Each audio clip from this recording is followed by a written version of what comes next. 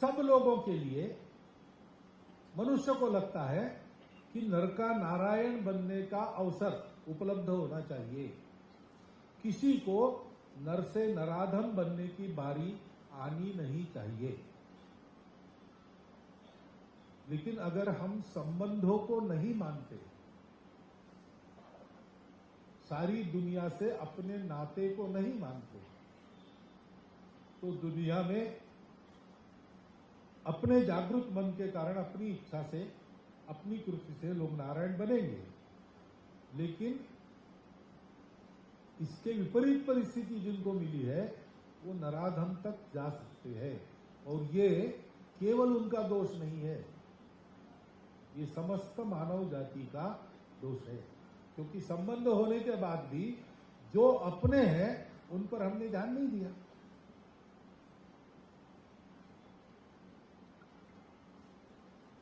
अब आज की प्रचलित पद्धति में संबंध मानते नहीं, परंतु मनुष्य तो है, संवेदना तो है। इसलिए कुछ अच्छे हृदय वाले लोग ऐसी समस्याओं के लिए कोई संस्था खड़ी करते हैं, कोई फील्डिंग लगाते हैं, काम करते हैं, अच्छा लगता है, ये अच्छा ही है, ऐसा होना ही चाहिए। परंतु इससे भी अच्छा क्या है, किसी सिस्टम की, किसी संस्था की आवश्यकता ही न पड़े।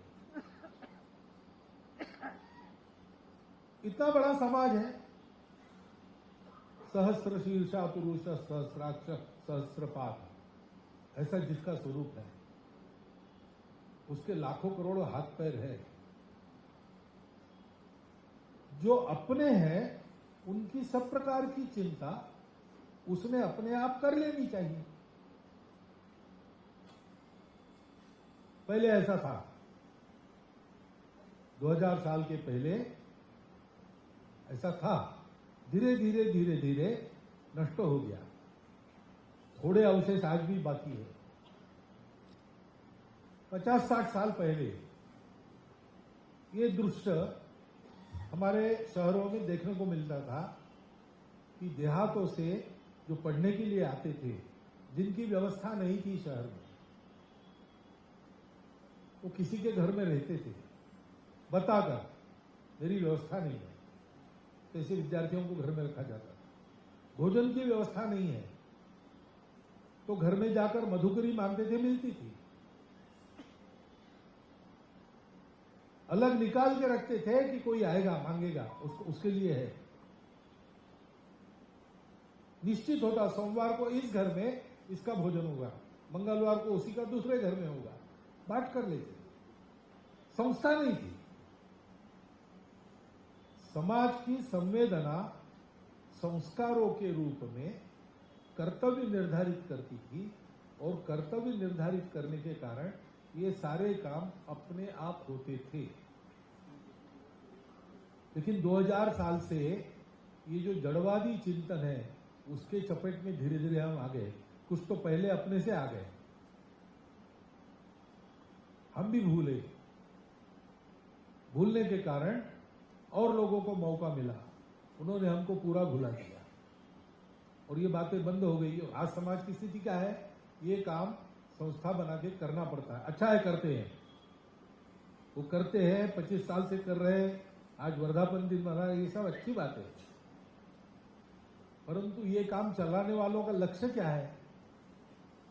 लक्ष्य ये होना चाहिए कि इसको देखकर मन में संवेदना समाज के जागृत होनी चाहिए, अपने संबंधों का भान फिर से खड़ा होना चाहिए और समाज करने लगे। हम कर रहे हैं, हमको समाज मदद करता है। हमारे यहाँ इतने सारे बच्चे हैं, उनको शहर के कुछ लोग पर्व त्योहारों पर आकर ले जाते हैं या स्वयं आकर उनके साथ समय बिताते हैं, अच्छा भोजन उनको करवाते हैं, अच्छी बात है, ये भी चलना ही चाहिए। परंतु आगे बढ़ना चाहिए। समाज को इस प्रकार संस्था बनाकर करने की आवश्यकता न पड़े, ये होगा भी उसी संस्था के द्वारा। अब क्योंकि संवेदना से संवेदना बनती है। एक संवेदना से दूसरे की जागृत होती है, पहले की कम नहीं होती। अंग्रेजी में हमारे एक कविता थी 8वीं क्लास में हमको, उसके अंतिम वाक्य में ऐसे वाक्य लिखा था, as one lamp lights another nor grows less nobleness enkindleth nobleness. अब बस इतनी ही बात है। कविता अंग्रेजी कवि ने लिखी है, इसलिए उसने इसको नोबलनेस कहा है, लेकिन ये बहुत बड़ा नोबलनेस है ऐसा मैं नहीं मानता। ये प्रत्येक मनुष्य का स्वाभाविक कर्तव्य है, स्वभाव से उत्पन्न होने वाला, कानून से निर्धारित नहीं है, नियम परंपरा से आया होगा नहीं आया होगा, लेकिन मनुष्य का मानवता का स्वभाव है, उसके लिए ये अत्यंत सहज स्वाभाविक करणीय बात होता है। हाँ होता है। ऐसे ही एक छात्रावास था, वहां पे सुदूर जंगल में एक छोटे से देहात में से एक चौथी पास भी नहीं हुआ था ऐसा किशोर आया। वहां स्कूल तो था नहीं, वनवासी, उसकी कुछ 2 एकड़ खेती थी, उसमें जो चावल होता था उसमें भोजन मिलता था, बाकी कुछ नहीं था। तो उसको लगा कि खेती तो अपने आप होती जाएगी, माता जी देखेगी, मैं जाके कुछ पैसा कमाता हूं जिससे और कुछ लगा तो, इसलिए वो आया। अब जो चौथी पास नहीं है उसको नौकरी मिलना कितना कठिन है। वो आया किसी के पहचान से, 4-5 दिन हमारे छात्रावास में रुका और घुमा इधर उधर, नहीं मिली नौकरी। 5वें दिन निराश होकर उसने छात्रावास प्रमुख को कहा कि आपके यहाँ ये सब झाड़ू लगाना पड़ता है, 40 बच्चे पढ़ रहे हैं, उनका भोजन बनाना पड़ता है, पानी भरना पड़ता है, ये काम आप मुझे दे दो, मुझे वेतन दो, मैं यहाँ काम करता हूँ। छात्रावास प्रमुख ने बताया, भैया हम लोग संपन्न लोग नहीं है, हम मांग कर चलाने वाले लोग हैं, मैं ज्यादा पैसा नहीं दे सकता हूँ, ये सब तुम करोगे, यहाँ तुम रहोगे, तुम्हारा कपड़ा भोजन हम संभालेंगे और 30 रुपया महीना दे सकते, इससे ज्यादा मैं दे नहीं सकता हूँ। उसने कहा 30 रुपया ही बहुत है मुझे, क्योंकि उस सुदूर जंगल के कॉर्नर के देहात में 5 रुपया भी किसी ने एक साथ देखा होगा नहीं पता। उसने कहा कि आप ये 30 रुपया हर महीने, ऐसे 4 महीने का 120 रुपया एक साथ देना, 4 महीने के बाद मैं 3 दिन के लिए घर जाऊंगा, पैसा लेके जाऊंगा, वापस आऊंगा। ठीक है, उसने काम किया 4 महीने। 4 महीने के बाद उसको 120 रुपया दिया छात्रावास प्रमुख ने, उसने वापस कर दिया। छात्रावास प्रमुख ने कहा पहले ही बताया तुमको, इससे ज्यादा हम दे नहीं सकते, अब तुम दूसरी नौकरी ढूंढो, लेकिन जो किया है उसका ये ले जाओ, इससे ज्यादा हम दे नहीं सकते। उसने कहा नहीं, मैं छोड़ने वाला नहीं हूं, मैं यही काम करने वाला हूं, लेकिन मैं वेतन नहीं लूंगा। उसको पूछा ये क्या हुआ, क्यों ऐसा तय किया तुमने, हमारे घर में आवश्यकता, तो घर तो वैसे ही चल रहा था, अभी भी चल जाएगा। यहां एक आपके आए थे, कोई विभाग प्रचारक का प्रवास हुआ था, उनको मैंने पूछा आप कितना पढ़े हो, अब उसको क्लास भी मालूम नहीं, मैट्रिक ये वो, तो ये चौथी नहीं हुआ था, तीसरी हुआ था, तो उसने पूछा कितनी पढ़े हो, उन्होंने बताया तो इसको समझ में नहीं आया, तो उन्होंने कहा मैं 21वां क्लास पढ़ा, तो एमकॉम एलएलबी थे। तो उसने कहा फिर ये काम आप जो कर रहे हो उसका कितना पैसा आपको मिलता है। मेरे को पैसा नहीं मिलता, पैसा नहीं मिलता तो आप घर कैसे चलाते हो, तो घर बसाया नहीं, घर बसाया नहीं तो फिर ये क्यों कर रहे हो, ये अपना काम है, अपने लोगों का काम है,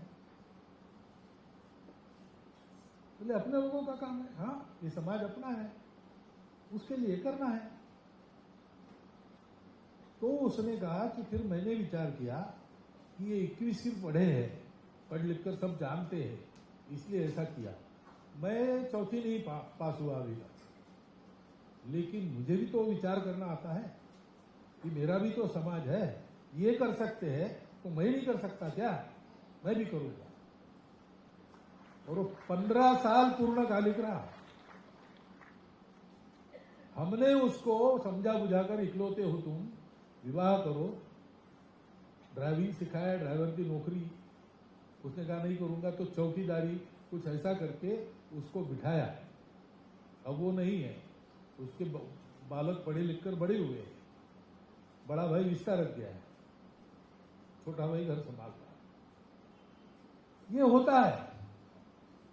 ये संवेदना संक्रामक है, हम इधर से उधर दे सकते। यहां भी, दिल्ली में भी ऐसे उदाहरण है कि यहां से बड़े हुए बालक समाज में स्थिर स्थावर हो रहे, इधर काम में हाथ लगा रहे, और रेवती बहन तो वापस आकर यही काम कर रही। ये अंदर हो सकता है तो बाहर भी होना चाहिए। और ये मैं दिल्ली के कार्यकर्ताओं के लिए नहीं कह रहा हूं, आप सब लोग इस उत्सव में जो सम्मिलित हुए हो उनको मैं बता रहा हूं कि जिस संवेदना के कारण ये काम चला है, कठिनाई के बावजूद चला, साधन आज मिल रहे, पहले नहीं मिलते थे, उसके बाद भी किया है। 25वां साल पूरा करेंगे नहीं करेंगे इसकी कोई गारंटी नहीं थी, लेकिन अपना समाज है, उसकी कमी हमको दुरुस्त करनी है, इस इच्छा से उन्होंने किया, क्योंकि संवेदना है। आखिर समाज चलता कैसा है? समाज केवल कानून से नहीं चलता, समाज संवेदना से चलता है, अपनापन होता है। उस अपनेपन की संवेदना उत्कटता से अपने हृदय में अनुभूत करके उसको सतत जागृत रखने का काम हम सब लोगों ने करना चाहिए। हमारे हृदय के अंदर जो दीप है उसको जलाकर सब हृदयों में वही दीप जले, इसके लिए हम जो जो कर सकते हैं वो करना चाहिए। तब अपना समाज खड़ा होगा, तब भारतवर्ष खड़ा होगा, तब हम विश्वगुरु बनेंगे। क्योंकि आखिर विश्व को सिखाना क्या है? विश्व को यही सिखाना है, बाकी सब विश्व के पास है। ज्ञान है, विज्ञान है, पैसा है, सेना है, सब कुछ है। हमको पहले उनकी बराबरी करनी है कि हमारे पास भी है, तुम्हारे पास है, हम पीछे नहीं है। लेकिन एक बात तुम्हारे पास नहीं है जो हमारे पास है, वो वैसी क्यों है ये हमारे पूर्वज जानते थे, उन्होंने हमको बताया है। ये अपनापन जो है वही हम सब लोगों का मूल और नित्य स्वरूप है। ये आत्मीयता क्यों है? आत्मा के कारण, आत्मा से ही आत्मीयता है। सब में एक ही अस्तित्व है, उसी को अपनी परंपरा में ब्रह्म कहते, ईश्वर कहते, जो कुछ कहना। और आज विज्ञान भी कहता है कि कॉन्शियसनेस है मूल स्वरूप, और कॉन्शियसनेस लोकल नहीं है, यूनिवर्सल है और प्री एग्जिस्टिंग है, उसी से सब शुरू हुआ है। तो हमारे पूर्वजों ने न जाने कितने युगों पहले जिस सत्य को धारण किया, वहां तक विज्ञान भी पहुंचा है, लेकिन हमारे पास वो सत्य केवल था ऐसे नहीं है, उसका हमने परंपरा से आचरण किया है। विपरीत परिस्थितियों में भी आचरण करते हुए उसको जिंदा रखा है। हम सब लोगों के हृदय में उसका पूर्ण प्रकटन हो, उसके आधार पर भारत बड़ा हो, और बड़ा होकर भारत सबको यही अपनापन सिखाएगा। तो आज जो हमारे पास ज्ञान है, सुख सुविधाएं हैं, विद्या वगैरह सब कुछ है, उसके कारण संपूर्ण विश्व एक सुख शांति युक्त सुंदर विश्व बनेगा। और नेल्लई जैसे जो अनेक प्रयास देश में अन्य अन्य समाजों में भी चल रहे हैं, उनके करने वालों को लगेगा कि हमने एक काम हाथ में लिया था, वो तो हम कर ही रहे, उससे हमारा जीवन सफल हो ही रहा है, कि हम देख रहे कि उसी कार्य के कारण संपूर्ण विश्व का जीवन केवल सफल नहीं हो रहा है, केवल सफल नहीं हो रहा है, तो सार्थक भी बन रहा है। ऐसे सार्थक जीवन की आज आपको मैं शुभकामना देता हूं। और मेरे 4 शब्द आपने सुन लिए, इसलिए आपका धन्यवाद करता हुआ मेरे शब्द समाप्त करता हूं।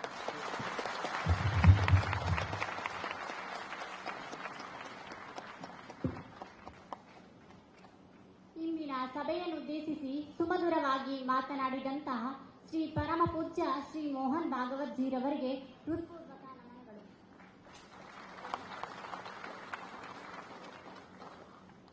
ಈಗ ಶ್ರೀ ಮೋಹನ್ ಭಾಗವತ್ ಜೀರವರಿಗೆ ಗೌರವ ಸಮರ್ಪಣೆ.